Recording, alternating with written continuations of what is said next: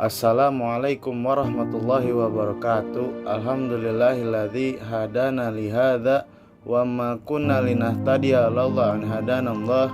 La haula wala quwata illa billahil aliyyil azim.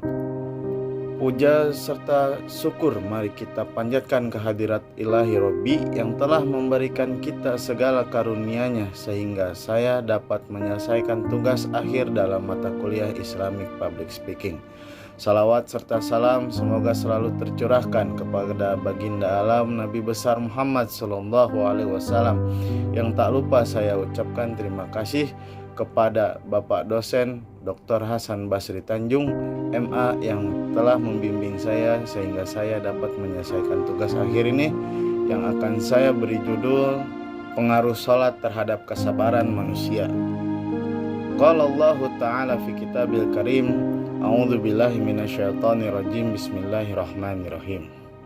Wasta'inu bis-sabri was-shalah wa innaha lakabiratu illa 'ala khashi'in.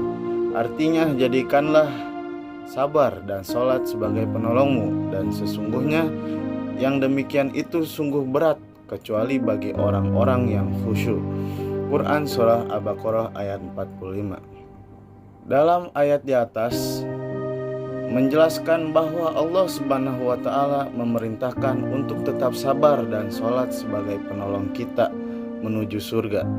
Menurut tafsir Jalalain, mintalah pertolongan dalam menghadapkan urusan atau kesulitan-kesulitanmu dengan bersabar dan menahan diri dari hal-hal yang tidak baik dengan sholat. Khususnya disebutkan di sini untuk menyatakan bagaimana pentingnya sholat. Dalam sholat dan sabar terintegrasi proses latihan yang meletakkan kendali diri secara proporsional, mulai dari gerakan indrawi, akal, dan pengelolaan nafsi menjadi motivasi yang bersifat mutmainnah. Jiwa mutmainnah atau jiwa yang tenang inilah yang akan memiliki karakteristik untuk mengekspresikan nilai-nilai kebenaran absolut. Hai jiwa yang tenang atau nafsi yang mutmainnah, kembalilah kepada Tuhanmu dengan hati yang bening dalam ridhonya. Quran Surat Al-Fajr ayat 89. Orang-orang yang memiliki jiwa mutmainnah akan mampu mengaplikasikan nilai sholat dalam kesehariannya. Sebuah nilai yang didominasi kesabaran paripurna, praktiknya tercermin dari sikap penuh syukur, pemaaf, lemah lembut, penyayang, tawakal, merasa cukup dengan yang ada, pandai menjaga kesucian diri, serta konsisten. Tak heran bila Rasulullah Shallallahu Alaihi Wasallam dan para sahabat menjadikan sholat sebagai istirahat, sebagai sarana pembelajaran, pembangkit energi, sumber kekuatan, dan pemandu meraih kemenangan. Ketika mendapat rezeki berlimpah, sholatlah sebagai ungkapan rasa syukur kita kepada Allah Subhanahu wa Ta'ala. Ketika beban hidup semakin berat, salatlah yang akan meringankannya. Ketika rasa cemas membelenggu, salatlah sebagai pelepasannya. Khubaib bin Adi dapat kita jadikan contoh teladan untuk kita semua. Saat menghadapi dieksekusi mati di tiang gantungan, Abu Sufyan memberi kesempatan untuk mengatakan keinginan terakhirnya, apa yang ia minta. Kemudian Khubaib meminta sholat. Lalu permintaan itu dikabulkan oleh Abu Sufyan.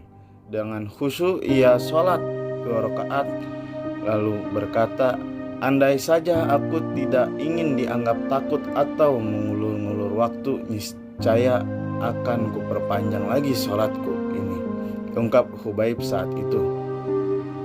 Sholat yang baik akan menghasilkan kemampuan bersabar. Sebaliknya, kesabaran yang baik akan menghasilkan sholat yang berkualitas.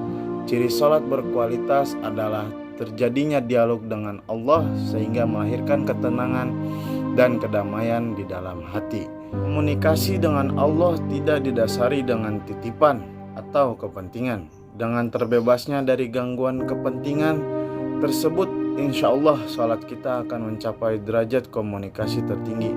Siapapun yang mampu merasakan nikmatnya berdialog dengan Sang Ilahi Robbi hingga berbuah pengalaman spiritual yang dalam, niscaya ia tidak akan sesekali melalaikan sholat. Ia rela kehilangan apapun asal tidak kehilangan sholat. Jika sudah demikian, pertolongan Allah pasti akan datang, sesuai dengan apa yang telah diriwayatkan oleh Abu Daud Khuzaifah radhiyallahu anhum. Kana Nabi sallallahu alaihi wasallam idza khadabahu amrun as-shalah, yang artinya dulu jika ada perkara yang menyusahkan Nabi sallallahu alaihi wasallam, maka beliau mendirikan salat.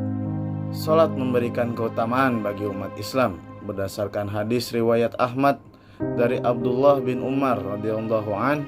Nabi sallallahu alaihi wasallam mengingatkan tentang salat pada suatu hari, kemudian berkata, yang artinya siapa saja yang menjaga sholat, maka dia akan mendapatkan cahaya, petunjuk dan keselamatan pada hari kiamat. Sedangkan siapa saja yang tidak menjaga sholat, maka dia tidak akan mendapatkan cahaya, petunjuk dan keselamatan. Dan pada hari kiamat nanti dia akan dikumpulkan bersama dengan Qarun, Fir'aun, Haman dan Ubay bin Khalaf. Mungkin hanya sekian yang bisa saya sampaikan, kurang dan lebihnya mohon maaf. Jika ada sumur di ladang, bolehlah saya menumpang mandi. Jika ada umur yang panjang, insya Allah saya akan membuat konten kembali. Wassalamualaikum warahmatullahi wabarakatuh.